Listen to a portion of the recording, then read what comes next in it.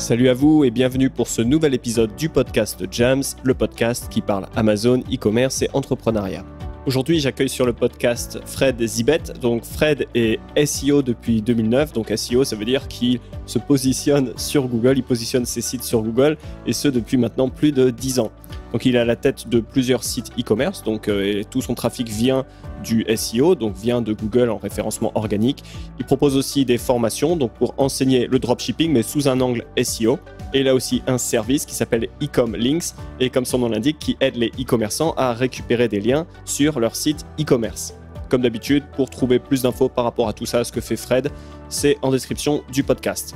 Aujourd'hui, dans cet épisode, on va voir pas mal de choses avec Fred, mais notamment les avantages qu'il y a à baser son acquisition de trafic sur du SEO, pourquoi et comment booster la visibilité de ses fiches produits Amazon depuis Google, mais aussi des techniques peu conventionnelles, à la limite en fait du Black Hat, pour récupérer des liens pour son site e-commerce. Avant de lancer la conversation, je me présente, je m'appelle Sylvain Boutry, je suis vendeur sur Amazon et également fondateur de Jams. Chez Jams, on fait plusieurs choses. Vous commencez à connaître la chanson, décidément, de l'agence. Donc, on aide les marques, les entreprises à construire leur présence sur Amazon, à développer leurs ventes. Je fais de l'accompagnement, je coach des entrepreneurs donc qui veulent développer une activité pérenne et rentable sur Amazon. Et on propose aussi de la formation, donc pour rester à jour, bénéficier de notre expertise à votre rythme. Vous trouverez plus d'infos sur notre site jams.fr et ça s'appelle jamz.fr. Et bien sûr, les liens sont en description du podcast. Voilà pour l'intro, maintenant on passe à l'interview. Je vous souhaite une excellente écoute de ma conversation avec Frédéric Zibet.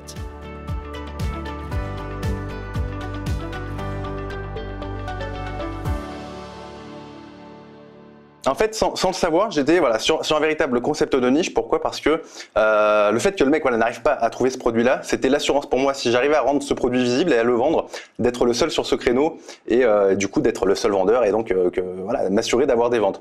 Et donc j'ai lancé ce petit projet-là, c'était en 2009, et finalement, même si le site était assez amateur, il n'y avait pas tout cet aspect professionnel qu'on peut retrouver maintenant, où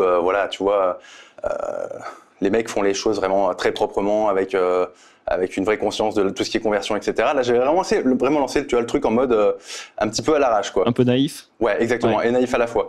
Et sans vraiment trop y croire non plus, finalement, tu vois. Et par magie, en fait, il y a eu un mec qui a essayé de commander. Et ça a été ma première commande. Et depuis ce jour-là, finalement, je me suis dit, OK, c'est possible. Ça m'a pas rapporté beaucoup, hein, ça m'a rapporté à peine 20 €, mais avec du trafic organique. Donc, j'ai pas payé mon trafic.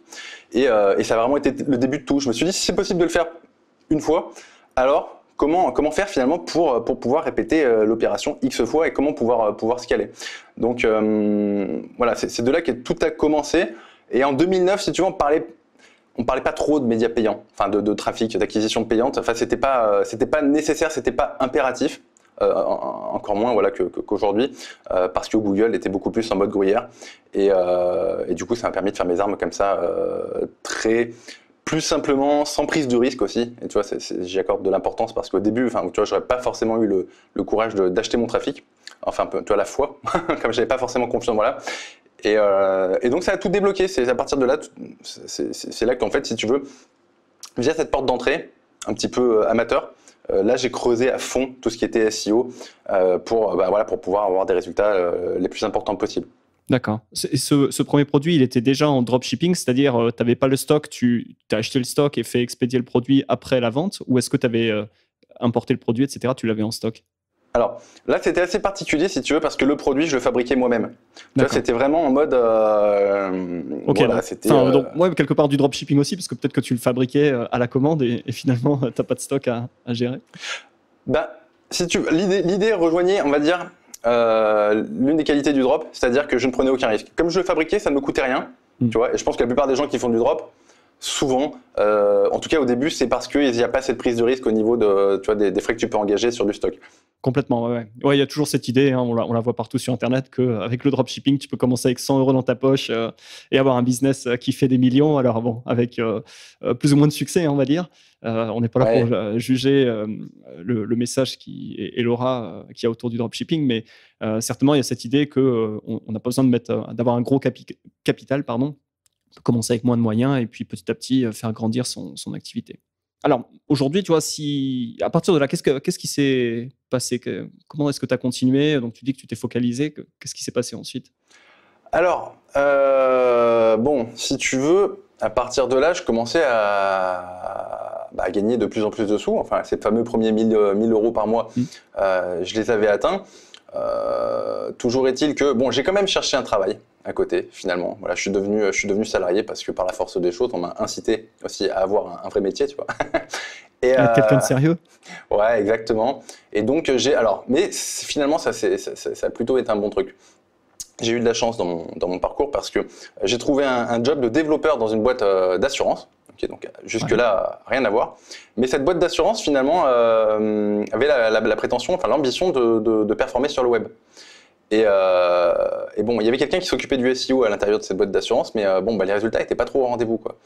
Et bon, même si moi j'avais été finalement embauché au départ en tant que développeur, assez rapidement, en échangeant avec le patron, voilà, je lui ai expliqué que j'avais un petit shop sur Internet, etc., que ça se passait bien, que je faisais du SEO et que je m'intéressais de très près à tout ce qui était Black Hat. Alors le Black Hat, tu vois, c'est tout ce qui va être un peu technique, un peu borderline, un peu plus agressif. Voir de l'autre côté de la ligne, hein, puisque ouais, complètement. C'est pas le grey hat, on va dire que c'est borderline, et le black hat, c'est les choses qui sont techniquement, théoriquement interdites, donc généralement par Google. Hein, Google, tout ce qui peut être manipulation pour définir le terme, manipulation de l'algorithme. Enfin, comment est-ce que tu définirais Black Hat? C'est ça. Alors, en fait, si tu veux, moi, ma limite, on va dire, à pas dépasser, ça a toujours été le côté légal. Voilà, j'ai jamais fait de choses illégales. Par contre, j'ai souvent transgressé les guidelines de Google. C'est-à-dire que, bon, après, si tu veux transgresser les guidelines de Google, c'est limite, en fait, tout le monde le fait, quoi. C'est-à-dire que, ne serait-ce que d'aller poser un lien volontairement sur un annuaire, bon déjà t'es un petit peu limite. Pourquoi? Parce que si tu le fais, c'est pas pour que l'annuaire t'envoie du trafic. En règle générale, la plupart des gens qui le font, c'est pour gagner en autorité à travers le lien, tu vois, pour que l'algorithme te porte voilà. Mais donc, ouais, bon. C'est pareil, tu sais, sur Amazon, hein, il y a demander à quelqu'un autour de soi d'acheter le produit pour laisser un premier avis sur son produit, tu vois, c'est interdit par Amazon, mais voilà, sans avis, ton produit se vend pas, et puis quelque part, c'est un secret de polichinelle, tout le monde le fait, il n'y a pas vraiment d'autres moyens au début, donc voilà, si on veut vraiment être complètement carré, je pense que ça reste très compliqué, même si voilà, c'est pas une recommandation de franchir les lignes, mais disons que voilà, je comprends. Donc ok pour la définition du Black Hat. Si on revient à la compagnie d'assurance. Et donc cette compagnie d'assurance, bon stagnait de ouf. Enfin, je veux dire, voilà, stagnait dans la 4e page des résultats de Google et c'était pas fou. Enfin, je veux dire, bon, ça ne marchait pas tout simplement parce qu'il n'y avait pas de lead qui rentrait. Et donc de là, si tu veux, j'ai été formé avec donc on était en 2011, hein, ça remonte. Hein. Donc Google est un peu plus permissif à cette époque-là. Et en 2011, j'ai été formé avec Paul Sanchez, donc aux méthodes Black Hat, vraiment agressives. Et c'est vrai que ça a cartonné. C'est-à-dire quand je suis revenu dans la boîte, sous 3-4 mois, on est passé donc de la 4e page sur Google à la première position sur tous les mots-clés quasiment connexes au domaine de la mutuelle. Donc mutuelle singulier, pluriel, mutuelle senior, comparateur mutuel et tout. Et donc c'était voilà, tu vois, ça m'a permis de faire mes armes finalement, de devenir salarié. Tu vois, j'ai eu la chance parce que j'aurais pu être salarié avec un rôle de dev tout à fait classique et puis tu vois assez hermétique, tu vois, à la sphère du SEO. Mais là finalement, j'ai pu faire mes armes dans un secteur ultra concurrentiel. Avec des méthodes Black Hat. Donc voilà, à partir de là, bon, si tu veux, ça m'a donné beaucoup de facilité ensuite pour attaquer à peu près n'importe quel secteur. En tout cas, à cette époque-là, dominer la niche des mutuelles, ça voulait dire que tu pouvais dominer à peu près n'importe quelle niche. Hein. Enfin, je te le raccourcis un petit peu, mais ça fait partie vraiment des thématiques qui étaient très difficiles. Ouais, je pense qu'aujourd'hui encore, hein, c'est tout ce qui est assurance, avocat, on dit toujours, tu vois, faire de tout ce qui est casino, enfin, ça reste les niches qui sont très compétitives, les plus difficiles, et donc, ouais, je pense que tirer son épingle du jeu sur une niche compétitive, par définition, voilà, veut dire que tu auras plus de facilité sur des choses moins compétitives, quoi. Et puis, bon, du coup, si tu veux, ça a validé tous les process Black Hat, c'est-à-dire que tout ce qui avait toujours été déconseillé, par Google et aussi par, on va dire, une espèce de frange de la communauté SEO qui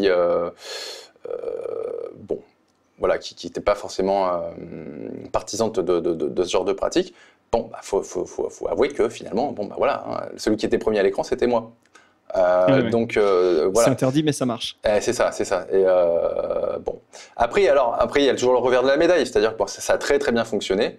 Ça m'a beaucoup appris. 2012 est sorti le filtre Pingouin, c'est un filtre Google, donc voilà. Et bon, là, ça a été un massacre, hein, mais pour tous les webmasters SEO qui faisaient du Black Hat, la fête était finie. Hein. Clairement, moi, ça m'a mis vraiment un sacré coup. Et donc ouais, c'est une update, hein, pour expliquer, c'est une update de l'algorithme Google. Et en gros, voilà, Google a détecté toutes les manipulations qu'il y avait pu avoir, et toutes les techniques, etc. Et a déclassé comme ça des millions, probablement, de sites. Et donc, il y a des gens qui ont vu leur site disparaître de Google du jour au lendemain, quoi. Clairement, bah ouais, clairement. La disparition est le bon mot parce que, si tu veux, c'est pas juste une rétrogradation de quelques positions. Hein. C'est-à-dire, on passait de la première à la 10e, 20e page. Enfin, je veux dire, c'était vraiment, t'étais remis au tréfonds du moteur de recherche. Donc, c'était la mort des business qui était basée uniquement là-dessus.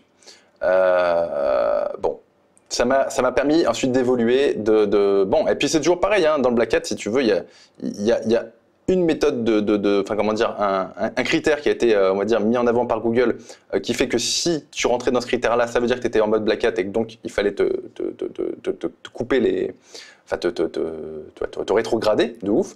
Mais assez rapidement, finalement, il y a eu des moyens qui ont été trouvés à nouveau pour contourner ce filtre, enfin cette pénalité Pingouin, et donc assez vite, si tu veux, les Black Hat ont rebondi et ont pu à nouveau retrouver, tu vois, la violence qu'ils aimaient en agressant le moteur Google. Voilà. Ouais, c'est le chat et la souris quelque part. Google et les SEO, Black Hat, il y a toujours des brèches, il y a toujours des updates de Google, et puis c'est une sorte de guerre entre guillemets permanente. Et bon, alors malgré tout, si tu veux, bon, j'ai gardé cette petite affinité, voilà, avec tout ce qui était Black Hat parce que j'aime l'automatisation, et puis j'ai un profil de dev quand même à la base au niveau de mes études, et l'automatisation se marie très bien avec tout ce qui est développement. Mais voilà, cette claque que j'ai prise par Pingouin, ça m'a quand même révélé un truc, c'est que dans le Black Hat, il n'y a rien de pérenne. Tu peux faire rentrer beaucoup d'argent, mais finalement, ça peut être très ponctuel et ça peut être très en dents de scie. Et il n'y a jamais rien de garanti. À partir de ce moment-là, j'ai commencé vraiment à m'intéresser aux méthodes, au business model qui était un peu moins cramé, un peu moins instable, un peu moins éphémère. Voilà. Même si tout ce qui était Black Hat et tout ce qui était un peu agressif, voilà, c'est sympa. Intellectuellement, c'est sympa. Et puis, c'est excitant aussi. Voilà. Ouais, c'est plus rapide, mais en effet, on peut prendre le risque de se brûler les ailes. Et disons, quand on fait ça quelque part pour s'amuser, ou si c'est pas grave, voilà, si c'est du bonus, pourquoi pas. Mais c'est vrai que si on veut construire un business qui est pérenne, si tu vois, on va dire la vie d'une compagnie d'assurance tient au lead qu'elle récupère en SEO et que tout peut s'écrouler du jour au lendemain, au bout d'un moment, c'est trop de risques par rapport aux bénéfices. Et donc, je comprends quelque part cette idée de pas nécessairement tout arrêter, mais du moins de balancer une approche Black Hat avec des techniques plus conventionnelles pour quelque part pérenniser l'activité et pas dépendre à 100% d'une update de Google qui peut par définition arriver à n'importe quel moment, quoi. Exactement. Après, dans le meilleur des mondes, tu vois, tu peux arriver à partir en Black Hat, accumuler suffisamment de data, d'emails, de fichiers clients, en gros, pour faire le pont vers un projet qui est White Hat. Tu vas alimenter ton projet White Hat avec des méthodes qui sont Black Hat. Et à ce moment-là, je pense que c'est intelligent. Malgré à cette époque-là, j'avais pas la maturité pour mettre ça en place. Mais c'est peut-être une bonne manière aussi de faire. D'accord, ouais. Alors, j'aimerais. Tu as parlé un petit peu plus tôt dans la conversation de pub, tu vois, de pub Facebook, et c'est généralement quand même ce qui est recommandé, on va dire, un peu partout quand on fait du dropshipping, ou même on a un site e-commerce, mettez en place de la pub, vous payez pour le trafic, mais vous pouvez rapidement avoir beaucoup de trafic, versus donc ton approche qui est plutôt basée sur le SEO. Du coup, c'est quoi le problème avec la pub Facebook? Est-ce qu'il y a un problème, ou c'est quoi l'avantage qu'aurait le SEO par rapport à une approche basée sur de la pub? Alors c'est vrai que si tu veux, en ayant commencé en 2009, fondamentalement, j'ai jamais compris. En fait, j'ai eu beaucoup de mal à comprendre cette vague qui a déferlé en 2016, en France, 2016-2017, par là, où les gens, en fait, en arrivaient même à confondre dropshipping et les gens mélangeaient dropshipping, Shopify et Facebook Ads. Pour eux, c'était un espèce de mariage, tu vois, les trucs étaient indissociables. Voilà, bon.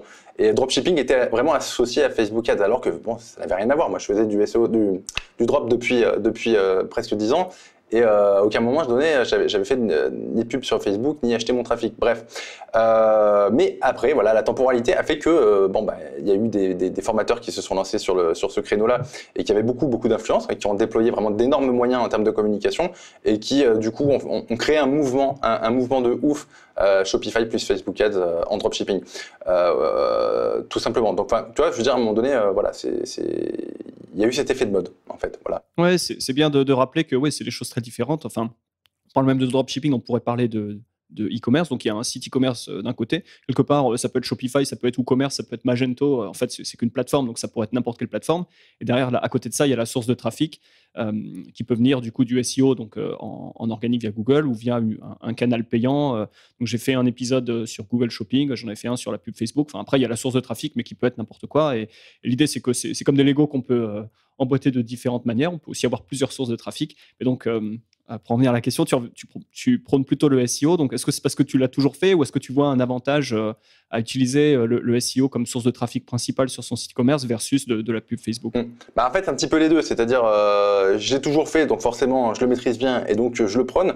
Mais si tu veux, si je le prône, c'est aussi parce que c'est le truc qui m'a fait commencer pour de bonnes raisons. C'est-à-dire que les bonnes raisons, c'était que je ne prenais aucun risque. Et moi, dans mes formations, je retrouve, enfin voilà, j'ai des gens qui quand même un certain nombre, qui se sont lancés, voilà, via de la pub Facebook, ouais, tu vois, le grand classique, et qui n'ont jamais gagné 1 euro, hein, ou qui pour la plupart en ont perdu. Après, il y a toujours des élus, il y a toujours des gens qui se débrouillent bien. Il y a toujours des gens qui ont un petit peu de chance au départ et la chance c'est important pour prendre confiance et pour qui ça va cartonner. Voilà. Si je devais, si tu veux, donner voilà quand même du crédit au trafic payant et je m'y intéresse de plus en plus, donc c'est qu'il y a quand même malgré tout un intérêt, c'est que ça peut être explosif, notamment sur Facebook Ads. T'as une scalabilité que tu ne peux pas retrouver en SEO ni sur Facebook, ni sur Google Ads. Google Ads et le SEO finalement ont pas mal de similarités. Mais voilà, la scalabilité, tu vois, l'effet magique, l'effet waouh et l'effet on va dire jackpot, tu peux l'avoir sur Facebook. Tu l'as beaucoup moins en SEO, ou tout du moins si tu veux en SEO quand ça marche, si tu veux, t'es pas vraiment surpris. C'était presque logique. C'était anticipable. Voilà, t'as pas ce côté waouh. Par contre, en SEO, tu as quelque chose de très pérenne, normalement, entre les mains, c'est-à-dire que tu peux ne pas toucher au site internet pendant 1 an, tu vois, je vais grossir le trait, fondamentalement, le business, il va pas s'effondrer, il va continuer à tourner s'il était bien positionné. Sur Facebook Ads, t'as l'essorage des communautés qui est un problème, tu dois donc renouveler tes produits, t'as le problème des marges qui sont un peu plus compliqués, forcément, ouais. Tu payes...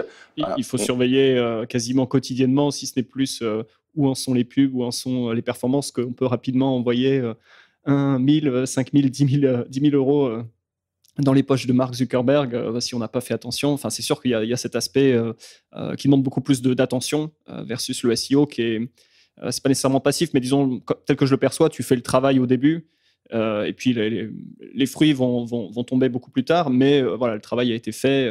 Alors il y a toujours du travail, mais quelque part il y a une sorte de décorrélation entre le moment où tu travailles et le moment où tu récoltes les résultats, tel que je le comprends, versus Facebook où il faut être absolument sur le pont pour manager, quoi. C'est beaucoup plus dynamique. Facebook est beaucoup plus dynamique. Je pense que ce qui est important aussi, c'est d'être en adéquation avec son tempérament, quoi. C'est-à-dire qu'il y en a pour qui, finalement, le SEO, ça va être un petit peu trop mou à démarrer. Et ils ont besoin de s'exciter, quoi. Ils ont besoin d'avoir de l'adrénaline et ouais. Pour ça, Facebook c'est pas mal. Le problème c'est que comme tout ce qui provoque de l'adrénaline, ça a aussi ses risques. Ça peut aller vers le haut, ça peut aller vers le bas et ouais, on peut être riche un jour et puis très pauvre le lendemain et sans avoir trop compris ce qui s'est passé. Ouais, ça peut aller très très vite. Ouais. Alors, si on part de l'idée, tu vois, ok, j'ai une idée de site. Où j'ai lancé un site, il est relativement nouveau, tu vois, j'ai quelques produits, alors ça peut être en dropshipping ou non, tu vois, si c'est des gens qui, par exemple, il y a beaucoup de gens qui nous écoutent, donc qui sont vendeurs sur Amazon, la majorité normalement, et puis peut-être qu'ils se disent, j'ai des produits sur Amazon, je vais les mettre sur une boutique, tu vois, c'est ce que j'ai fait en l'occurrence, j'ai monté mon propre site e-commerce, ma petite boutique WooCommerce, j'ai mis mes produits, et là je me dis, comment est-ce que j'acquiers du trafic? Et tiens, si je me mettais à faire du SEO. Alors comment est-ce que toi, si on est dans ce scénario, comment est-ce que je m'y prends pour commencer à mettre en place, tu vois, une stratégie SEO? Comment est-ce que je commence à faire quelque chose pour que mon site soit visible et je commence à recevoir du trafic de la part de Google? Alors, en fait, déjà, je pense que ça va se jouer en 2 temps. C'est-à-dire que tout ce que tu vas... les gens n'y pensent pas souvent, mais en fait, ta fiche Amazon, sur Google est un véritable site internet. Donc tu peux la référencer et la booster au même titre que ce que tu vas faire ensuite sur un site internet complètement indépendant. Et donc je commencerai déjà par optimiser, point de vue SEO, aussi ma fiche Amazon, sans bien sûr péter l'aspect conversion, c'est important. Mais voilà, je commencerai par là, c'est-à-dire optimiser l'on-site sur, l'on-site sur la fiche Amazon. Et pareil, après on en rediscutera peut-être un petit peu, mais je mettrai une couche de backlink, une couche de lien pour pousser la fiche Amazon, parce que Amazon va monter très vite, très fort dans le moteur de recherche Google, tout simplement parce que c'est Amazon. Donc une fiche produit, même si elle est toute seule sur Amazon, si on la pousse un petit peu, si on l'optimise un petit peu, ça va monter très facilement. Et ce que je ferai ensuite sur la partie boutique en ligne, donc externe à Amazon, en fait, c'est toujours la même chose. C'est-à-dire qu'on va commencer par faire une étude de marché sur les mots-clés. Donc, c'est assez spécifique à Google. On va essayer de déterminer quels sont les mots-clés qui vont présenter le maximum de volume de recherche avec le minimum de concurrence. Et en fonction de ça, on va évaluer quelles sont les meilleures opportunités, quelles sont celles qui vont rapporter le plus vite et avec le moins d'efforts. C'est ce qui permet aussi, quand on a cette réflexion-là en amont, d'accélérer les mécanismes propres au SEO qui sont souvent longs, enfin jugés comme être longs. Si la stratégie elle est OK, c'est pas si long que ça non plus. Donc voilà, faire une étude de concurrence au niveau des mots-clés, il y a des outils pour ça. Et du potentiel commercial de ces mots-clés-là, parce qu'il y a des mots-clés qui vont bien convertir et d'autres qui vont convertir beaucoup moins, c'est normal. Et à partir de là, on optimise son site internet. Alors c'est un petit peu compliqué de rentrer dans les détails, mais on va optimiser son site internet, son contenu en rapport aux mots-clés qu'on a déterminés en amont, qu'on a jugé comme étant intéressant. On va créer du contenu en rapport et ensuite on va laisser le truc digérer par Google. Donc on va attendre 3-4 semaines que le truc il s'indexe. On va constater comment ça se passe et à partir de là, on va envoyer une petite sauce de backlink, de lien pour porter le tout. Et commencer en fait à faire éclore le site internet sur Google, lui donner un maximum de chances de ressortir dans de bonnes conditions. Normalement, ça porte déjà ses fruits. Mais le SEO, après, c'est un petit peu un parcours sans fin. C'est-à-dire qu'une fois qu'on a fait le contenu, on pose des liens, on analyse ses positions, on refait de l'optimisation de contenu et où on rajoute du contenu, on refait des liens, on réanalyse ses positions et ainsi de suite. En fait, c'est un cercle. Il y a toujours quelque chose à faire. Ouais. C'est un truc qui ne s'arrête jamais et à la fois, si on s'arrête en cours de route, ça continue à tourner. Donc pour celui qui est travailleur, franchement, je dis pas que ceux qui sont sur Facebook ne sont pas travailleurs, c'est peut-être pas le propos, tu vois. Mais non, mais je pense, le message est compris. C'est peut-être lentement, mais sûrement, et chaque jour être quand même à travailler, mais les choses prennent le temps qu'elles prennent, mais il faut continuer quand même de pousser. Mais tu vois, la question que j'aurais, c'est, tu parles de contenu. Est-ce que ça veut dire qu'il faut pas chercher à positionner sa fiche produit sur Google, est-ce qu'il faut mieux positionner des contenus annexes, des questions que les gens se poseraient? Alors, si on prend l'exemple d'une fiche produit d'un sèche-cheveux, est-ce que c'est un contenu type comment bien utiliser son sèche-cheveux ou 10 conseils pour se sécher les cheveux rapidement? Est-ce que c'est plus ce genre de contenu qu'il faut positionner pour amener la personne derrière, avec un call to action à la fin d'un article vers une fiche produit? Ou est-ce qu'on travaille aussi ces fiches produits pour les gens qui tapent acheter sèche-cheveux puissent trouver directement le site internet? En fait, il faut faire les deux. C'est-à-dire que, par exemple, acheter sèche-cheveux, c'est une requête qui ne va pas être beaucoup tapée, parce que très spécifique, mais à la fois, si tu es cliqué après que le mec il ait tapé cette requête-là, tu as un taux de conversion qui est juste énorme derrière. Parce que c'est une requête commerciale et où tu vois, c'est même plus qu'une requête commerciale, c'est une requête où le mec a surexplicité son intention d'acheter, quoi. Et on peut faire la même chose avec commander, pas cher, et ainsi de suite, boutique, voilà. Par contre, le problème, c'est que, en termes de volume et en termes de potentiel, tu es très limité. C'est-à-dire qu'il n'y a pas grand monde qui va taper le mot-clé du produit plus intention commerciale. Donc, tu vas être obligé ensuite de partir sur des mots-clés, enfin, sur des suites de mots-clés type question ou comparateur ou des choses comme ça, qui vont avoir un volume de recherche plus important, mais qui à la fois vont avoir un taux de conversion aussi moins important. Donc, tout ce qui est comparateur, tu vois, par exemple, le top 3 des meilleurs sèche-cheveux, ou quel est le meilleur sèche-cheveux pour une femme, etc. Ça va pas trop mal fonctionner.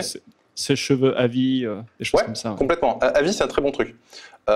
Et après, en dernier, tu vas avoir les requêtes typiquement très informationnelles qui qui convertissent presque pas. C'est-à-dire, par exemple, je sais pas, tu vois, typiquement la nana qui a eu un problème quand elle s'est séché les cheveux, ça a frisé. Bon, ça m'étonnerait beaucoup ensuite qu'elle vienne acheter un sèche-cheveux. Mais bon, j'ai envie de te dire, ça te fait du contenu.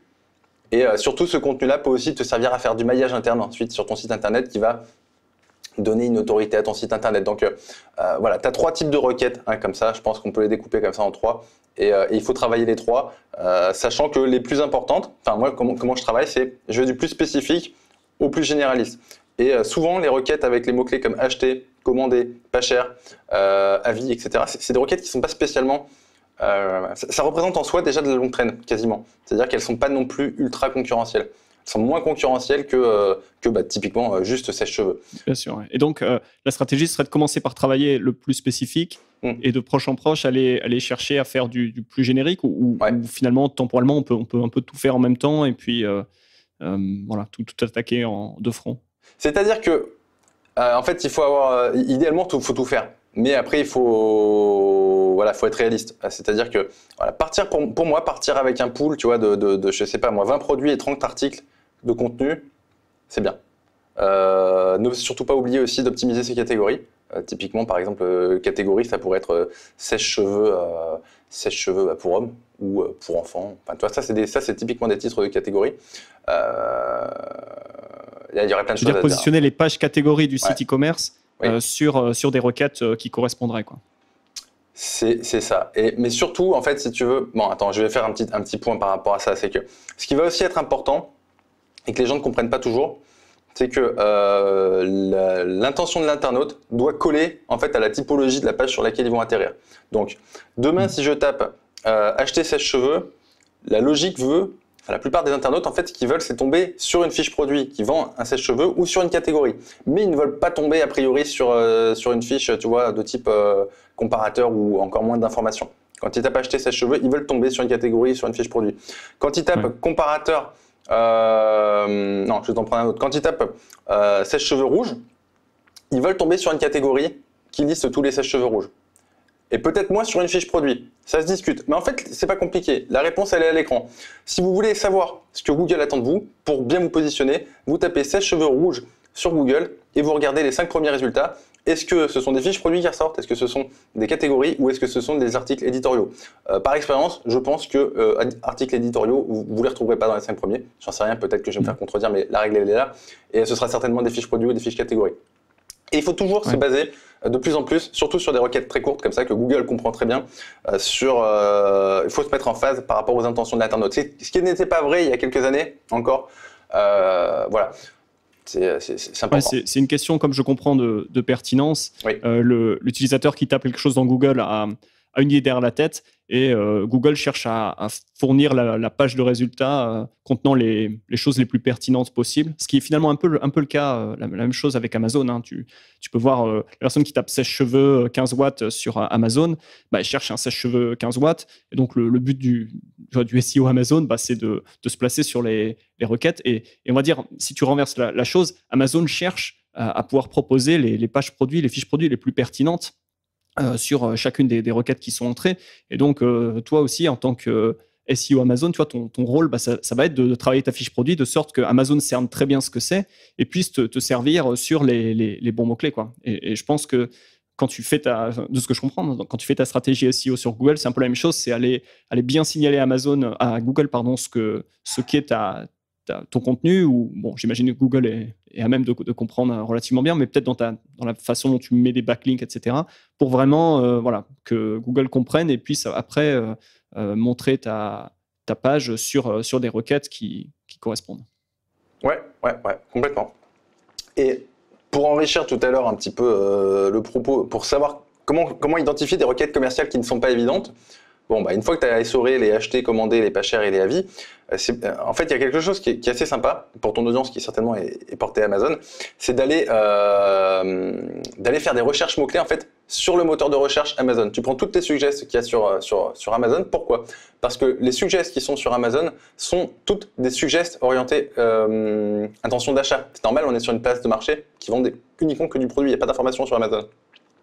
Donc toutes les suggestions, par exemple, qui sont rattachées à sèche-cheveux sur Amazon, tu sais que ce sont presque des équivalents, enfin je grossis le truc, hein, de acheter plus mots-clés. C'est-à-dire que, tu vois, si t'as compris l'idée, quoi. C'est-à-dire que même quelqu'un qui tape sèche-cheveux 15 watts, c'est a priori quelqu'un qui cherche vraiment un sèche-cheveux 15 watts. Voilà, c'est pas quelqu'un qui cherche, tu vois, comment fonctionne un sèche-cheveux.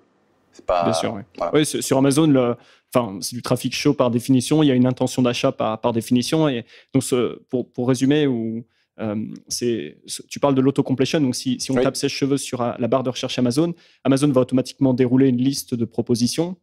Sèche-cheveux pour hommes de plus de 45 ans. Et l'idée, c'est de prendre cette requête-là, de la remettre dans Google et de se dire que, en mettant une intention commerciale à côté, si je comprends bien, acheter sèche-cheveux pour hommes, je ne sais plus ce que j'ai dit, on aura quelque part une demande et en se positionnant là-dessus, on sait qu'il y aura des requêtes et il y a une intention. Les gens qui taperont cette requête auront une intention commerciale sur Google. C'est ça. Disons que tu peux te permettre du coup de ne pas utiliser systématiquement le mot-clé acheter. C'est-à-dire que c'est fait pour sortir de cette micro, on va dire, de ces micro-conversions qui sont uniquement axées sur le mot-clé acheter. Ce que j'ai dit sur Amazon, c'est aussi valable sur l'autocomplétion ou les suggestions de Google Shopping ou de eBay. Parce que ce sont des moteurs où les gens cherchent des produits et donc les requêtes sont a priori toutes commerciales, même sans qu'il y ait le mot-clé acheter. Tu vois. C'est bête, parce que si on va sur Amazon et qu'on s'amuse à taper acheter, je pense qu'il va y avoir des choses qui vont ressortir au niveau de l'autocomplétion, mais c'est pas logique. Oui, mais voilà. Je pense que les gens ont intégré. Tu vois, maintenant dans Amazon, il y a quelque chose qui s'appelle Brand Analytics et qui permet de voir en fait ce que les gens tapent. Et en fait, tu as une liste de toutes les requêtes qui ont été tapées. Donc, soit elle a été sur une période donnée, la requête la plus tapée, numéro 1, la deuxième plus tapée, la troisième plus entrée, etc. Donc, c'est assez intéressant parce que tu vois les tendances. Typiquement, en ce moment, c'est masques chirurgicaux, etc. Donc, bref, tu vois ce que les gens cherchent. C'est assez intéressant parce que c'est une sorte d'étude de marché live. Et il y avait un moment, j'avais regardé et genre la requête numéro 5, c'était mon compte client Amazon. Et tu vois, tu te dis, il y a des gens qui tapent dans la barre de recherche. Bon, tu vois, donc... ça m'a simplement rappelé que il y a quand même des gens. Enfin, tu vois, on s'imagine des gens qui comprennent toujours comment fonctionne la technologie, tu vois ce que c'est qu'une barre de recherche. Après, il y a aussi beaucoup de gens qui sont perdus et je pense que si tu tapes mon compte client Amazon sur la barre de recherche Amazon, je pense que Amazon ne comprend même pas que tu cherches ton compte client et doit te sortir, je sais pas, des bouquins, je sais pas quoi, mais c'est bon, bref, c'est l'anecdote, mais c'est vrai que c'est un outil intéressant, tu vois, Brand Analytics, parce que tu peux vraiment voir en live aussi quelles sont les tendances et ce que les gens, ce qui intéresse les gens, quoi. Ah, mais c'est la clé de tout, de toute façon. Enfin, d'arriver à analyser finalement ce que les gens veulent ou ce que les gens tapent, et en l'occurrence, quand on parle de SEO, c'est un peu la même chose, c'est essentiel. Et, tu vois, c'est intéressant, enfin, je trouve, ce que je viens de dire, c'est-à-dire que c'est radicalement différent de Facebook. C'est-à-dire que Facebook, les gens n'ont rien demandé et tu vas leur suggérer. Sur Google, ils demandent. Donc, tu sais. C'est pour ça que je dis qu'on ne peut pas se rater sur Google. C'est parce que si tu arrives à générer du trafic sur des mots-clés que tu as identifiés comme étant potentiellement intéressants commercialement, si ça ne vend pas, c'est que tu as un gros problème de conversion ou un bug sur ton site ou un problème de prix ou voilà. Là, on a fait le tour. Ouais. Et c'est quelque chose sur lequel tu peux toujours agir et réparer, tu vois, ton temps de chargement ou ton prix ou que sais-je. Mais effectivement, t'es pas dans l'interruption comme les pubs sur Facebook, mais t'es dans l'intention. Je pense que c'est comme ça que les pros appellent ça. Et donc, sur Google comme sur Amazon, il y a une intention derrière le mot-clé, une intention d'achat. Et donc, c'est en ça que le trafic est vraiment précieux, quoi. Et après, pour dire... Je vais juste englober le truc pour dire à quel point je ne suis pas anti-Facebook non plus. Je fais du Facebook, mais je fais du Facebook à la papa. C'est-à-dire que je fais du Facebook en retargetant le trafic issu de mon SEO. Et comme ça, je m'assure de faire... Je m'en doutais. Voilà. Comme ça, j'assure, tu vois, la rentabilité du truc. Ça peut être une manière de faire. Ouais, donc j'avais fait un épisode avec Arthur Rivière et on avait parlé de ça, tu vois, d'acquisition sur Facebook. Mais voilà, l'une des conclusions de l'épisode, c'était dans tous les cas, même si on n'a vraiment pas envie de faire de l'acquisition, de se mettre sur Facebook, à minima, mettre en place une petite campagne de retargeting pour les gens qui ont vu une fiche produit, pour les gens qui ont commencé à ajouter au panier. Voilà, ça mange vraiment pas de pain et ça permet de maximiser son retour. Tu vois, on fait des efforts pour acquérir du trafic, quelle que soit la source. Derrière, avoir du retargeting, ça permet de récupérer des ventes et donc c'est toujours ça de prix, quoi. Oui, c'est un gros piège, ça, pour les SEO, de ne pas tomber dans les travers, de maltraiter son trafic. C'est ce que j'ai fait pendant des années et c'est dommage parce qu'en fait, avec moins de trafic, on peut faire plus d'argent si on fait les choses correctement. Ouais. Ouais, derrière, j'imagine qu'il y a aussi toute cette question tu vois, d'optimisation sur le site. C'est-à-dire, une fois que tu as placé une page sur une requête, tu vois, par exemple, je sais pas, sèche-cheveux ou sèche-cheveux à vie, et puis tu vois, tu as 5 choses à savoir avant d'acheter un sèche-cheveux, tu vois, et tu arrives à attirer du trafic sur une page qui est comme ça. Il y a forcément cette question, comment est-ce que j'amène ce trafic-là vers une fiche produit? Enfin, tu vois, j'imagine qu'il y a aussi une optimisation, tu vois, sur le CTR, ou enfin, je sais pas comment tu approches la chose, mais tu vois, comment est-ce que je prends une partie de ce trafic et en gros, j'essaye de l'envoyer vers là où je veux, vers la fiche produit, quoi. Alors après, si tu veux, bon voilà, en termes de comment dire, bah, après là, on va faire appel à des compétences de copywriting ou tu vois de marketing. Bon, on va en discuter, mais finalement, il n'y a pas de miracle. Quoi qu'il arrive, ton taux de conversion, il va chuter. Ce que tu peux faire, c'est faire de la rétention. Alors, ça peut être en retargetant, enfin j'appelle ça rétention, c'est pas vraiment de la rétention, mais en retargetant ou en capturant l'email pour une bonne raison et en relançant par email. Ensuite, tu peux essayer peut-être d'exciter un petit peu les gens en leur mettant une espèce de scarcity sur ton comparateur pour que, bah, si jamais peut-être dans les jours prochains ils ont envie d'acheter un sèche-cheveux, bon bah peut-être qu'ils se décident un peu plus vite que prévu et puis qu'ils aillent peut-être sur ta fiche produit. Voilà, tu vois, après dans la manière de faire pour augmenter espérer convertir mieux, je dirais que les trucs, voilà, il n'y a pas grand-chose d'autre à faire, hein. Après, la méthode toute bête à faire, c'est de mettre un espèce d'encart assez haut sur ta fiche, enfin sur ton contenu éditorial, de mettre un encart très haut en mettant ton produit en avant, hein. Voilà. Ouais, pour planter l'image dans la tête de la personne et puis qu'elle est dans un coin de sa tête l'idée que le site sur lequel elle est propose des sèche-cheveux dans l'exemple. Mais je le comprends. Enfin, ce que je comprends, c'est que du coup, c'est quelque part aussi une approche de volume. En gros, le but, c'est pas nécessairement de. Enfin, si on est sur du contenu plutôt générique, le but, c'est vraiment de se placer plus haut sur Google pour avoir plus de volume. Et du coup, il y aura peut-être toujours une part relativement constante de ce trafic qui est prêt à acheter. Et quelque part, c'est en augmentant le volume en entrée qu'on aura plus de ventes en sortie, quoi. Ouais, complètement. Après, voilà, hein, c'est sûr que, par exemple, si le gars, tu le fais tomber sur un article éditorial et qu'au milieu, tu commences à lui glisser que peut-être le sèche-cheveux qu'il utilise va créer des gros problèmes sur, je sais pas moi, sur tu vois, un dégagement d'ondes 5G, j'en sais rien, enfin un truc, et que du coup, il faut vite qu'il achète un sèche-cheveux, peut-être que tu vas réussir à mieux convertir. Mais voilà, là on sort, tu vois, finalement du spectre SEO. Ouais. Voilà. On est sur l'e-commerce de manière plus classique. Ouais. Alors, tu vois, en préparation de l'épisode, je regardais les stats de mon site e-commerce, donc sur Google Analytics. Et tu vois, bon, j'ai fait un petit peu de SEO. Je fais aussi du Google Shopping. Tu vois, c'est les deux sources principales de trafic. Et le SEO, c'était quelque chose comme 30% de mon trafic en début d'année. Puis j'ai fait un peu de travail là-dessus. Et tu vois, maintenant, ça représente quelque part, en termes de chiffre d'affaires, tu vois, 40 à 50% du chiffre d'affaires de mon site e-commerce. Mais quand je comparais les taux de conversion, tu vois, sur les deux sources de trafic, sur le trafic organique, donc SEO, je suis en moyenne à 0,77%, tu vois, de taux de conversion. Donc, et quand je suis sur du trafic paid, donc en fait du Google Shopping en l'occurrence, je suis à 5%. Alors, est-ce que, tu vois, c'est l'idée, les gens sur Google Shopping ont tapé la requête sèche-cheveux, donc ils arrivent sur une fiche produit sèche-cheveux, ils achètent, et donc c'est normal naturellement que le taux de conversion, ça semble relativement logique que le taux de conversion soit plus haut, tu vois, sur une source paid. Mais est-ce que, tu vois, ce taux de conversion du coup qui est plus bas sur le SEO, est-ce qu'il est anormalement bas ou est-ce que c'est normal d'avoir des taux de conversion, tu vois, de cet ordre-là, ou est-ce que c'est mon contenu, tu vois, qui est trop informatif et pas assez commercial, tu vois, ou j'ai pas placé les bonnes pages. Enfin, est-ce que tu aurais une manière d'analyser, tu vois, ce chiffre? Alors peut-être que c'est trop vague, hein, mais est-ce que tu aurais une idée par rapport à ça? Alors, déjà, tu m'as dit que tu faisais du trafic du trafic payant avec Google Shopping, c'est ça? Ouais. Ouais. Bon, bah là, si tu veux, le truc, c'est que les mecs, avant même de cliquer, ils ont cliqué, ils ont tapé sèche-cheveux, déjà, premier truc. Ensuite, ils voient une image, donc c'est un énorme indicateur avant qu'ils cliquent sur le produit, et ils voient le prix aussi.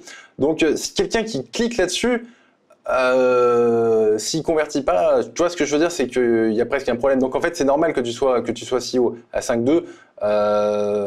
Voilà. Et d'ailleurs, tu vois, si sur du trafic payant tu étais à 1%, je suis pas sûr que il y a beaucoup de produits sur lesquels on n'arriverait pas à être rentable.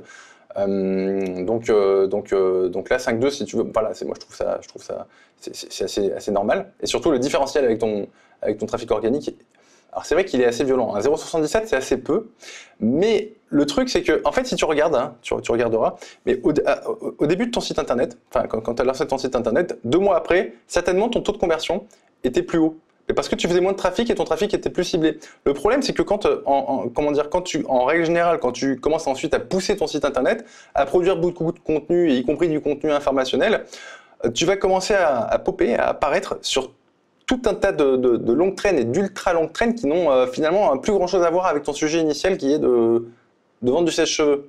Et c'est ça, en fait, si tu veux, c'est normal que ton taux de conversion se pète la gueule. C'est parce que tu fais de plus en plus de trafic, il y a de plus en plus de trafic qui est un petit peu lointain.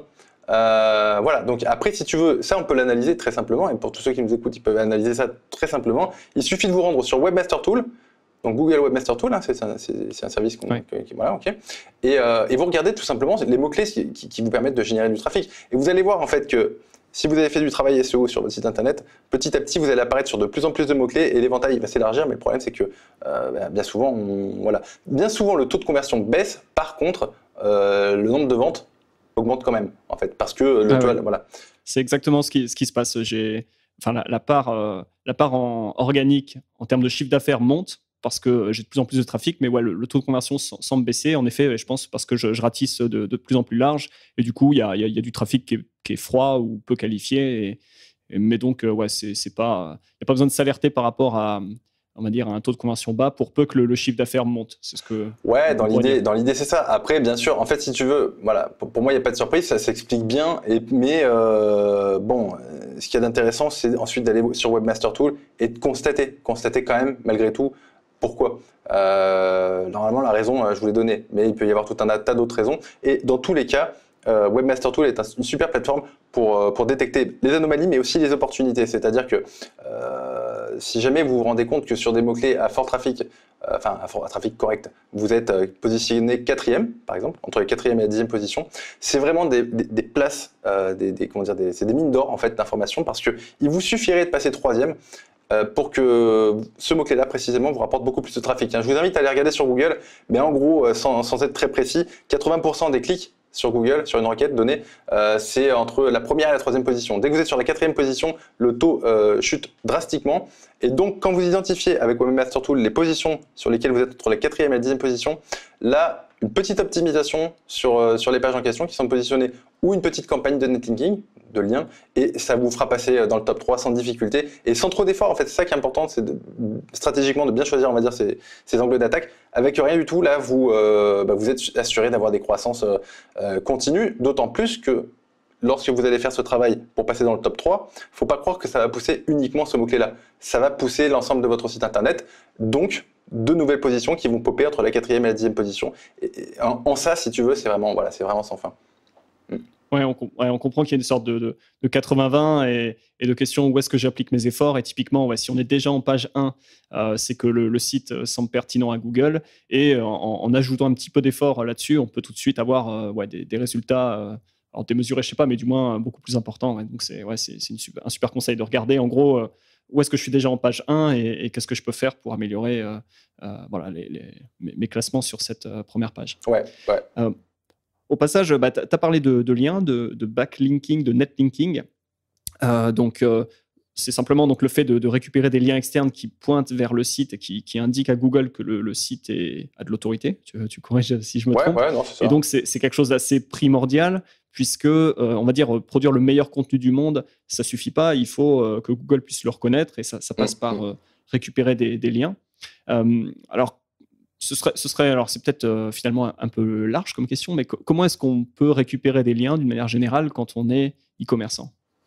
Alors, c'est finalement c'est une bonne question parce que, tu vois, en fonction de ce qu'on vend, par exemple des sèche-cheveux, pour récupérer des liens de façon totalement organique, c'est-à-dire naturelle, non trafiquée, non sollicitée, bon, c'est compliqué. C'est un petit peu comme quand moi je vendais des mutuelles à l'époque. Je veux dire, qui fait faire des liens vers des mutuelles, quoi. Des sites d'assurance, ouais. Bah ouais, c'est compliqué. Enfin, c'est pas très sexy. Tu vois, encore, bon, les sèche-cheveux, il y a peut-être quelque chose à faire, mais bon. Donc, la problématique, elle vient de là, en fait, sur Google. C'est que tu peux faire le meilleur contenu du monde, comme tu l'as dit. C'est super important, parce que ça va te déclencher un nombre de portes d'entrée important au niveau des mots-clés. Par contre, pour que ces mots-clés commencent à être visibles sur le moteur de recherche, à être positionné, tu ne peux pas te passer de lien. Et les liens, si tu ne les fais pas toi-même, eh ben, tu peux attendre plusieurs années, peut-être plusieurs décennies, peut-être toute une vie. Ou peut-être que ton site ne fonctionnera jamais. Et ça, tu ne peux... c'est vrai. Tu ne peux savoir d'ailleurs... c'est un peu la même chose sur Amazon. Tu vois, le meilleur produit, la super fiche produit, etc. Si tu ne mets pas en place de la pub, si tu ne mets pas en place des techniques pour apparaître, gagner en visibilité, ben là encore, personne, à part ta mère, va aller en 14e page pour voir ton produit. Et puis peut-être te l'acheter parce qu'elle a pitié. Mais donc oui, il y a cette même idée de... un super produit, une super fiche, voilà, a besoin d'un boost, a besoin de devenir visible. Et c'est vraiment la même idée avec un site, un bon contenu et un site e-commerce. On ne peut savoir si son e-commerce peut marcher. On ne peut le savoir que quand on arrive à le faire émerger, tu vois, entre la première et la troisième position sur un certain nombre de mots-clés intéressants. Si on n'arrive pas dans ce top 3, en gros, vous n'avez pas donné de chance à votre e-commerce de fonctionner. Ouais, c'est trop tôt pour plier bagage ou arrêter le projet. Bah oui. Il faut faire ce travail pour vraiment avoir du trafic et vraiment voir s'il y a une réponse du marché. Ouais. Oui, parce que je vais redétailler un petit peu mon schéma de tout à l'heure, mais en gros, 80% des clics entre la première et la troisième position, ce qui veut dire qu'ensuite, entre la quatrième et la 10e position, vous avez quoi, peut-être 2-3% de clics. Donc, c'est 10 fois moins. Par exemple, je grossis. En quatrième, vous avez 10 fois moins de trafic qu'en étant troisième. Donc, si en étant quatrième, vous faites une vente par mois, je grossis le truc, en étant troisième, vous faites 10 ventes par mois, c'est ça? Ouais. En gros, bon, voilà, vous comprenez l'idée. Et si vous margez peut-être à 30 ou 40 euros sur chaque vente, c'est pas la même chose quand même. Hein. On passe de 40 euros à 4 ou 500 euros. Et puis bon, il y a globalement une hiérarchie qui est similaire sur Amazon. Hein. C'est la même. C'est un moteur de recherche qui classe des produits. Alors, il y a aussi de la pub. Enfin, tu peux acheter ta place tout en haut, là, sous la barre de recherche. Mais d'une manière générale, voilà, pareil. Hein, personne ne va en deuxième page des résultats sur Amazon. Peu de gens scrollent jusqu'en bas. Plus forte raison, tu vois, sur mobile où tu as peu de place. Donc, tu regardes quelques résultats et puis c'est tout. Tu choisis. Donc, ouais, c'est clair que ça fait une énorme différence. C'est vraiment ça le message de gagner, de gratter quelques places. Et à plus forte raison, les places d'en haut sur un mot-clé, quoi.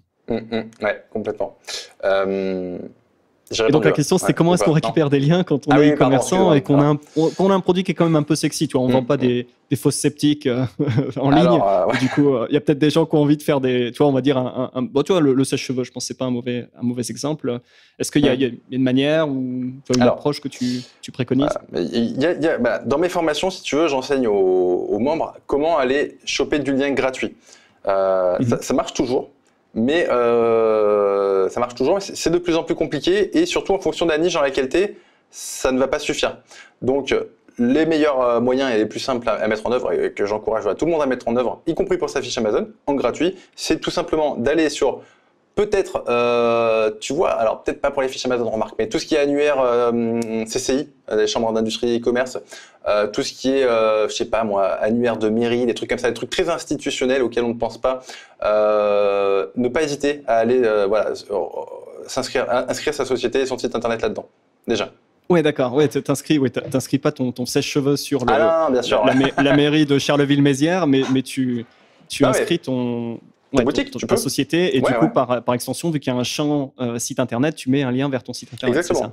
Et ça, si tu veux, c'est important, c'est des signaux de départ qui ne vont pas suffire, mais qui vont permettre à ton site internet d'être considéré par Google. Pourquoi? Parce que les sites institutionnels tels que les sites de mairie, les sites de la chambre d'industrie et du commerce ou les sites tu vois, en .gouv par exemple, typiquement, donc du gouvernement, ont une méchante autorité aux yeux de Google. Donc si un site d'autorité fait un lien vers un autre site, ça veut dire il transmet une espèce de part de cette autorité, et c'est ce qui va te permettre à ton site de démarrer, on va dire, sur sur une base saine. Des bases solides, ouais. Voilà. Une fois que tu as fait ça, et c'est des très très bons liens, hein, c'est des liens qui pour le coup sont gratuits et qui valent pour certains souvent beaucoup de liens payants, donc c'est un indispensable. Au même titre que si tu peux aller foutre ton lien sur du Wikipédia ou sur des sites comme ça très... dans une newsletter récemment, et je recommande les gens qui nous écoutent de s'inscrire à ta newsletter, t'expliquer comment mettre un lien sur le site Pôle emploi. Ah oui, c'est vrai. Ouais. De la même façon, et pareil, le site Pôle emploi, d'un point de vue SEO, a un poids énorme. Et du coup, si on récupère un lien qui vient de Pôle emploi, ça signale à Google. Alors là encore, ça fera pas tout, mais ça, comme tu dis, ça permet de donner de poser des bases. Et ouais, c'est une technique que j'ai appréciée. Pareil, rien que pour l'idée, tu vois, de penser de manière peu conventionnelle, j'aime bien l'approche. Ben, ouais, tu peux aller un petit peu partout, hein. Tu peux aussi, bon, après, voilà, tu peux faire pas mal de choses. Tu peux aller aussi sur les banques les banques de CV. Tu peux aller sur tout ce qui est forum. Les forums, c'est un très très bon move pour poser ces liens gratuits. Pourquoi? Parce que, alors, ça a moins d'autorité que tous les sites qu'on a cités précédemment. Par contre, sur les forums, tu peux avoir une énorme contextualisation. Et la contextualisation, elle est essentielle pour faire comprendre à Google que des sites qui parlent de sèche-cheveux parlent de ton site. Ok, il y a l'autorité et après il y a aussi ce qu'on appelle, tu vois, comment dire, le topic sémantique, on va dire, c'est-à-dire la cohérence entre les sites internet. Si, voilà, un site qui vend des sèche-cheveux, il doit y avoir des sites qui parlent de sèche-cheveux qui en parlent. C'est juste logique. Et les forums, pour ça, c'est très bien parce que tu peux les identifier très facilement en partant de Google. Tu retapes sur Google, tu tapes forum sèche-cheveux et tu vas trouver tout un tas de forums où tu vas pouvoir aller poser ton lien. Alors après, le but du jeu, c'est de ne pas se faire éclater par la modération. Dégager, voilà. d'arriver comme un gros sale, comme d'habitude. Hein, il faut faire une approche un peu en finesse, mais une approche intéressée quand même. Exactement. Et alors après, bon, il y a des points de détail quand même à évaluer. Est-ce que les forums sont en do-follow ou en no-follow? Bon, alors ça, c'est des choses que vous regarderez peut-être sur Google parce que c'est un petit peu pas facile sans le montrer vraiment. Mais voilà, vous avez une source pas inépuisable, mais pas loin de spots gratuits où vous allez pouvoir faire des liens. Pourquoi? Parce que vous n'allez pas juste taper forum sèche-cheveux. Google, il est beaucoup plus, il catégorise les sites avec des grosses catégories. Donc, vous allez pouvoir peut-être taper forum chignon, forum queue de cheval, forum cheveux bouclés, cheveux frisés. Enfin, tu vois ce que je veux dire? En fait, vous allez pouvoir. Il faut que vous alliez taper dans tout ce qui est forum qui tourne autour de votre thématique, de près ou de loin. Mais le moins loin possible, par contre. Super. Voilà. Et tu vois, dans cette même newsletter, donc ça, on a une première approche gratuite. Il y en a une autre, alors qui coûte un petit peu, mais pas grand-chose. Tu parlais de domaines expirés et tu avais donné justement une liste de sites, donc pour expliquer le contexte, qui étaient référencés sur Pôle emploi, mais le domaine avait expiré. Et du coup, tu expliquais qu'il y avait quelque part moyen de récupérer la force SEO de ces sites. Est-ce que tu pourrais expliquer comment ça se passe, les domaines expirés? Alors en fait, les domaines expirés, comme son nom l'indique, ce sont des noms de domaines qui ont expiré. C'est-à-dire que c'est des gens qui ont monté un projet, bien souvent, et ce projet n'a pas fonctionné.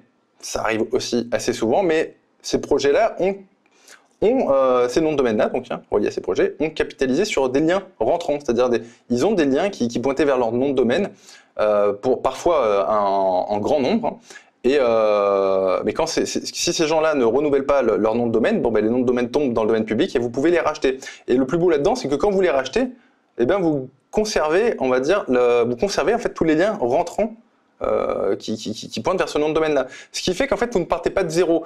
Il y a des noms de domaine que vous pouvez racheter et c'est pas très très difficile de trouver des noms de domaine expirés qui ont entre 30 et 50 domaines référents.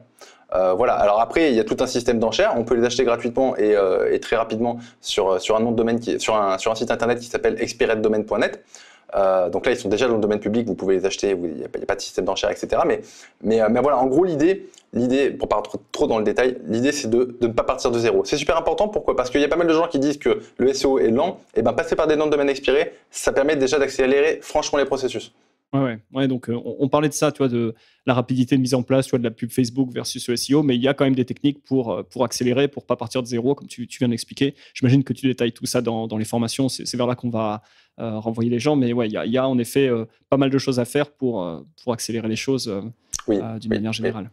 Et aussi sur la partie contenu, parce qu'on n'y pense pas souvent, mais finalement, rédiger du contenu, c'est à la portée de tout le monde, mais ça prend aussi énormément de temps. Donc voilà, après il y a tout un tas de méthodes.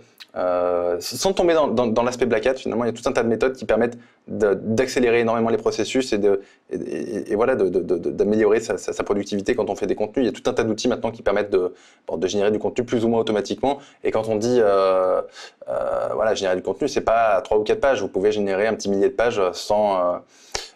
ça va pas être du Shakespeare, hein, ça va pas être non plus, tu vois, quelque chose de très haut vol, mais pour un robot qui est Google, ça peut faire le job. Derrière, si vous refaites une petite repasse ou quoi, ça vaut le coup. Et surtout, si on veut aller vite et si on veut brasser un petit peu large, c'est intéressant aussi de pas attendre trop longtemps avant d'envoyer un petit peu, avant d'envoyer du contenu sur son site. Pourquoi ? Parce que, en fait, si jamais, j'exagère le truc, mais si vous envoyez 1000 pages de contenu sur votre site internet, pas trop dégueulasse, ok, faut pas vexer Google, vous envoyez ça et vous attendez 2-3 semaines. Vous allez bien voir en fait à quel endroit, avec Webmaster Tool, vous allez voir à quels endroits vous vous positionnez relativement facilement. Une fois que vous avez constaté que à ces endroits-là, vous êtes positionné plutôt correctement et de façon étonnante, eh bien vous reprenez le contenu de manière propre. Mais au moins vous ne le faites pas pour rien. C'est-à-dire que vous allez reprendre le contenu sur quelque chose qui est creux en fait. Pourquoi on sait que c'est creux ? C'est parce qu'un contenu pauvre a réussi à se positionner. Ouais, donc c'est quelque part une manière de sonder Google. Tu parlais d'outils qui permettent de voir, de saisir une idée de quelles sont les opportunités en termes de mots-clés, de niveau de compétition. Et ce que je comprends, c'est qu'en balançant pas mal de contenu comme ça, on peut quelque part voir ce qui prend et là encore, du coup, aller creuser ce qui prend et puis peut-être abandonner ce qui n'a pas pris. Ou, enfin, bon, là, il y a une expertise à avoir, mais ouais, c'est intéressant pour quelque part sonder. J'avais entendu ce conseil dans une conférence parce qu'un gars qui faisait du SEO, qui avait outsourcé pas mal de contenu à des types des rédacteurs, c'est comme ça qu'on appelle. Il disait j'ai 30 ou 50 articles à relire, ça me fait chier, voilà, je prends jamais le temps de relire. Et quelqu'un lui avait dit mais balance-les, publie-les comme tels.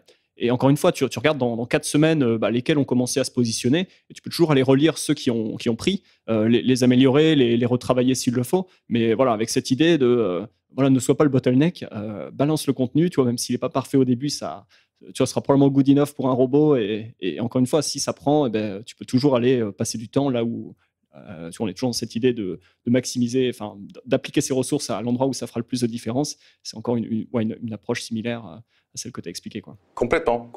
Et tu vois, par rapport à ceux qui font du Amazon, ça peut être parfaitement compatible de faire ça sur un site annexe. C'est-à-dire que vous envoyez une petite salve de contenu pas très très qualitatif sur un site indépendant, très important, et en fait vous mettez un call to action ensuite qui pointe vers votre fiche Amazon.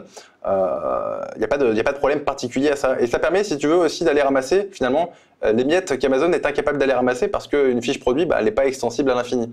Ça peut être une manière de faire. Et c'est pas, me semble-t-il, risqué. Voilà, parce que c'est vraiment compliqué, ça prend pas beaucoup de temps. Ouais. Et ça reste 2 entités très différentes.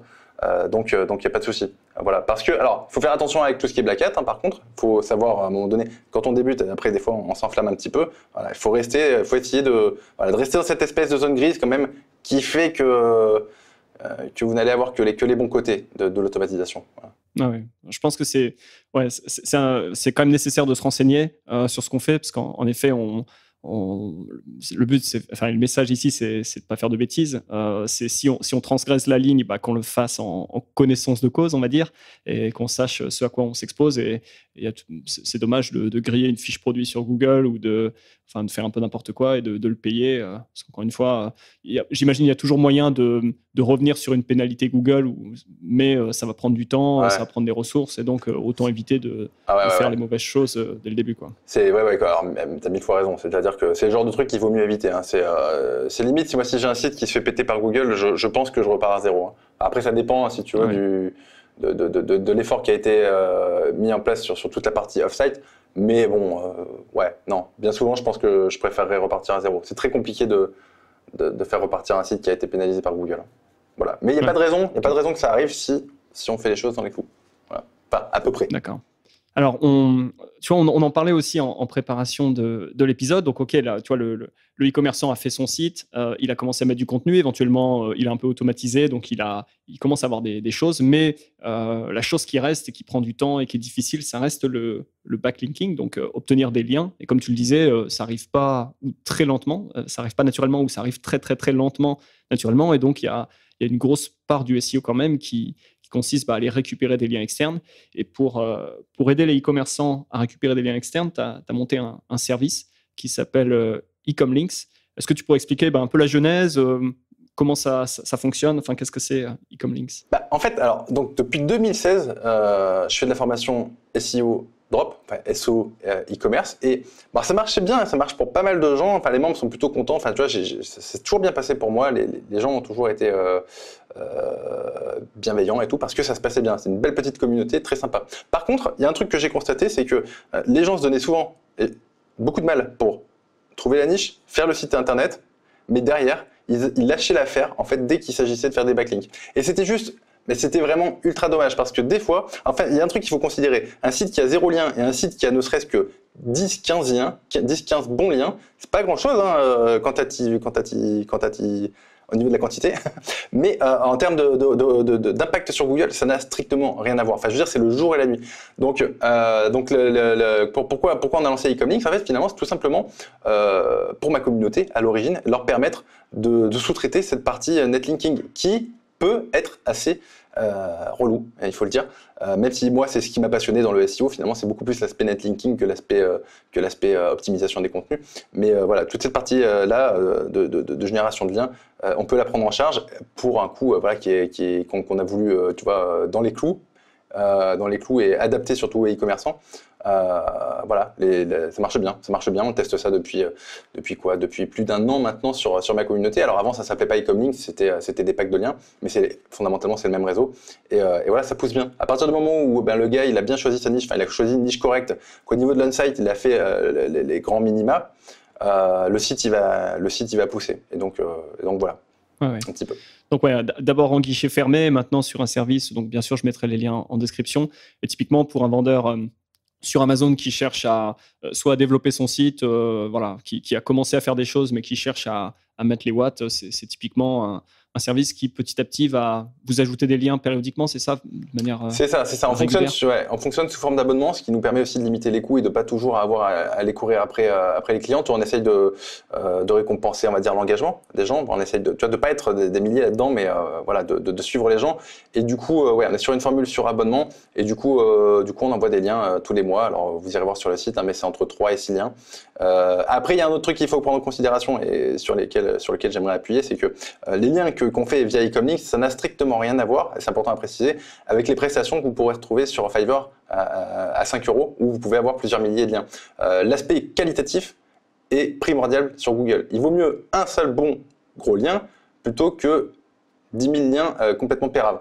Ça, c'est vraiment un truc à considérer. D'ailleurs, c'est peut-être, si on peut donner un bon conseil, le meilleur conseil qu'on puisse vous donner, enfin que je puisse vous donner moi, quand vous lancez votre projet e-commerce en SEO, n'allez surtout pas faire naître votre site avec un signal aussi pourri qu'un achat de backlink chez Fiverr, parce que c'est un très mauvais signal. Voilà, je dis pas que c'est irrattrapable, c'est loin de là, mais vous mettez un petit boulet au pied de votre site et en termes de bénéfices, vous n'en avez aucun. Voilà. Oui. Si c'est trop beau pour être vrai, c'est probablement. C'est pas vrai. C'est probablement pas vrai. Voilà. Oui, non, c'est important. Ouais, la qualité des backlinks. Et il y a même, c'est pas nécessairement le sujet, mais tu as dans le Black Hat. Tu vas justement acheter des liens tout pourris sur un site concurrent pour le descendre. Enfin, il y a toute une guerre qui peut être mise en place. Alors, Google sait aussi le reconnaître, etc. Mais c'est vrai qu'il y a cet aspect-là. Un lien peut pousser un site, mais un lien peut aussi plomber un site.